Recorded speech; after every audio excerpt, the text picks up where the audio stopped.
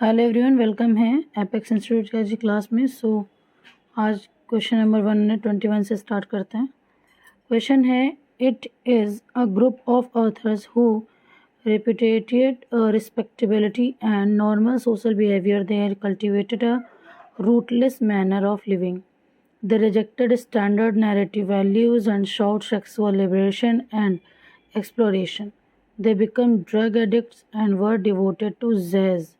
This group belongs to, देखो कुछ authors का ग्रुप था जो कि रिस्पेक्टेबिलिटी और मतलब नॉर्मल सोशल बिहेवियर को रिपीडिएट करते थे। ठीक है, वो कल्टीवेट करते थे रूटलेस मैनर लिविंग को, और ये सबसे ज़्यादा थे किसको, जैज़ को डिवोट करते थे। ध्यान दीजिए, जैज़ को। तो ऐसी जनरेशन क्या कहलाती है, बीट जनरेशन। ये ऑथर्स किसके हैं, बीट जनरेशन के। Come to the question number 22। It is a group of American writers in 1950s. It is a result of confusion and chaos which prevailed in the society after Second World War.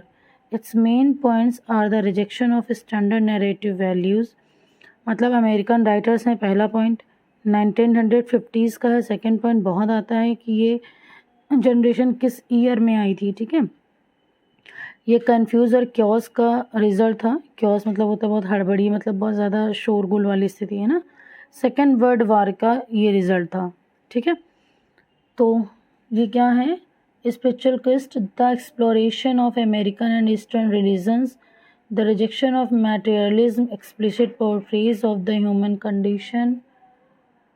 ठीक है, और ये drugs को बहुत ज़्यादा favour करते थे। तो ये किस जनरेशन की बात करी जा रही है, अभी मैंने आपको बताया ये सब beat generation.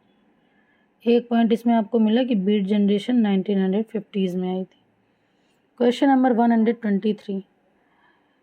Indie author who is also known as author publisher. Indie author होते हैं जिनको हम ऑथर पब्लिशर के नाम से भी जानते हैं। ये क्या हैं, an author who self publishes to sell, मतलब ऐसे ऑथर जो खुद पब्लिश करते हैं और अपनी बुक्स को सेल करते हैं। बी है an author who wishes to reach the reader, एक ऐसे ऑथर जो चाहते हैं कि सिर्फ मैं रीडर्स तक पहुंचूं। C an author who wishes to grow a profitable author publishing business, या फिर ऑल ऑफ दीज। तो answer is all of these.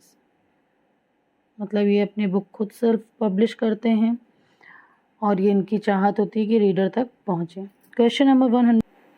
It is a group of authors whose works influenced American culture in the post world war second era. ठीक है, ये group authors का है जिनके work को अमेरिकन कल्चर को post world war second से ये प्रभावित थे।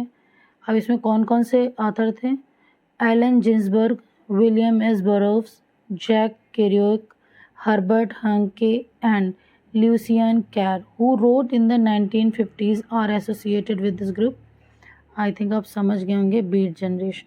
बस एक बात याद रखिएगा कि अब देखिए हर क्वेश्चन में एक नया पॉइंट मिल रहा है। अब इस क्वेश्चन में पॉइंट क्या मिला कि कौन कौन से ऑथर बीट जनरेशन के थे, है ना। एलन जिन्सबर्ग थे, विलियम एस बरोव थे, जैक केरोक थे, हर्बर्ट हेनिक थे एंड ल्यूशियन कैर थे। इस तरह क्वेश्चंस बहुत आते हैं एग्जाम में। Question number 125।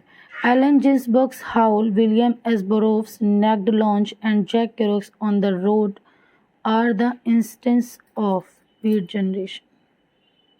भले क्वेश्चन रिपीट हो रहे हैं बट लर्न भी हो रहे होंगे। बीट राइटर्स किस ईयर में आए थे, ये किस ईयर में लिखते थे, wrote in 1950s। Question number 127। A French word for a very small book is a, एक फ्रेंच वर्ड है जो स्मॉल बुक के लिए यूज़ होता है, उसको क्या कहते हैं, उसको हम कहते हैं बिबिलॉट। ठीक है, स्मॉल बुक के लिए फ्रेंच वर्ड है bibelot. Question number 128। A list of the works of a particular author, क्या कहते हैं, बिब्लियोग्राफी। एक किसी पर्टिकुलर ऑथर है, उसकी पूरी बुक्स की आपने लिस्ट बना रखी है, उसको बिब्लियोग्राफी कहते हैं। 129 मोस्ट इंपॉर्टेंट क्वेश्चन भाई। Bildungsroman is a German term for novel of formation, मतलब ये लोग ऐसे होते थे जो किसी भी ऑथर का नॉवेल लेके उसमें जो ऐसे वर्ड्स या स्टेटमेंट थे जो वल्गर होते थे उसको वो कट करते थे। ठीक है, Bildungsroman is novel which deals with one person's formative years, one person's formative years. The protagonist's journey from being a child to being an adult comes under the category of. protagonist मतलब होता है जो play का hero हो, उसकी journey बचपन से लेके जब अडल्ट तक पहुंचती तो किस कैटेगरी में आती है? बिल्डिंग्स रोमन में. ठीक. 132. Dryden is the first to use the term biography. देखिए बहुत इंपॉर्टेंट क्वेश्चन है. बायोग्राफी को टर्म को सबसे पहले किसने यूज किया था? तो ड्राइडन ने. Question number 133.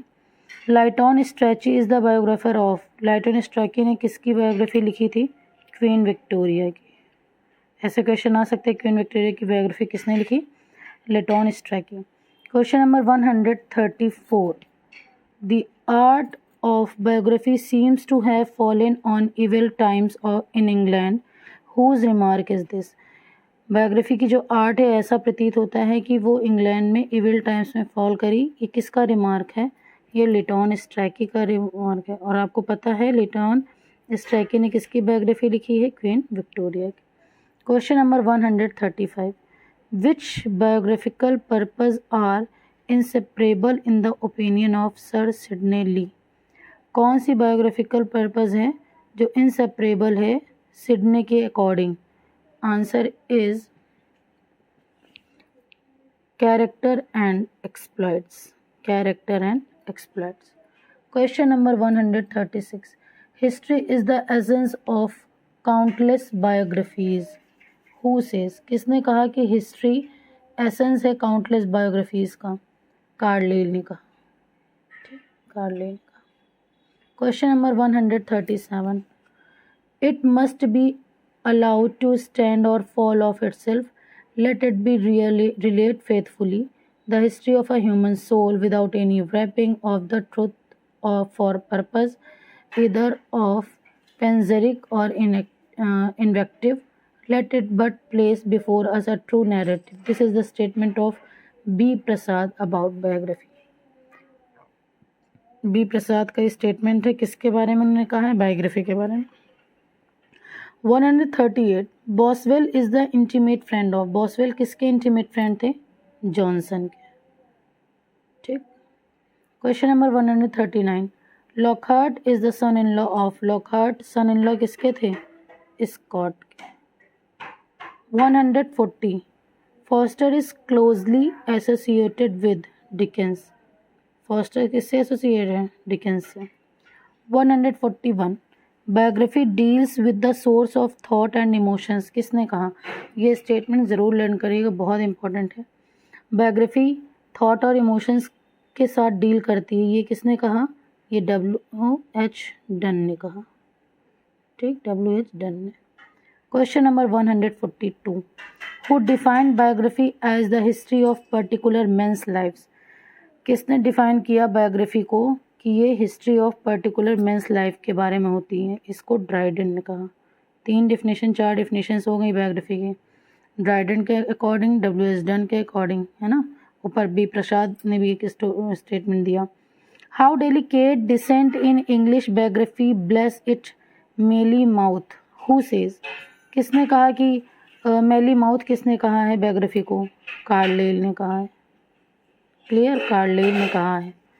Next question number 144. Who wrote lives of the English poets. Lives of the most eminent English poets और simply lives of the poets. किसने इंग्लिश के कुछ एमिनेंट पोएट्स की लाइव्स को लिखा है? सैमुअल जॉनसन ने. ठीक. Question number 145. Who wrote brief lives. किसने लिखा है ब्रीफ लाइव्स? John Aubrey. बहुत लॉन्ग क्वेश्चन है, इसको लीव कर देते हैं. 147. Izaak Walton's life is an instance of. Izaak Walton की लाइफ इंस्टेंस है, ये क्या है? बायोग्राफी. ठीक. Question number 148. Who wrote life of Samuel Johnson. James Boswell. Samuel Johnson के इंस्टीमेट फ्रेंड भी थे ये ना. 149. देखिए बायोग्राफर है और आथर से पहले आंसर पे फोकस कर लेती हूँ. आई थिंक सब करेक्ट है, ऑल आर करेक्ट. हाँ, इसको आप चाहे तो नोट कर लीजिए. विलियम मैशन बायोग्राफर थे. इन्होंने किसकी बायोग्राफी लिखी? थॉमस ग्रे की.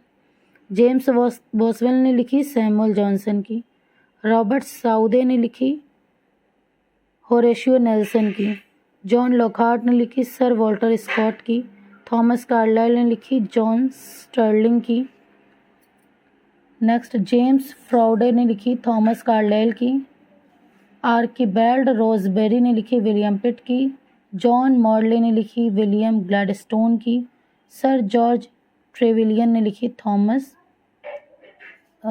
Thomas Babington. ठीक है। Question number 150, Arthur Bryant's Pepys and Peter Quennell's Byron are, ये कौन है? ये सब बायोग्राफर्स हैं। Question number 151, what is described as a morbid and provocative treatment of death and disease? Black humour. कौन सा ह्यूमर है जो मॉर्बिड और प्रोवोकेटिव ट्रीटमेंट ऑफ डेथ और डिसीज को बताता डिस्क्राइब करता है? तो black humour. 152, who coined the term black humour? किसने टर्म को कॉइन किया था? एंड्रे ब्रेटॉन ने। ध्यान रखिएगा, एंड्रे ब्रेटॉन ने।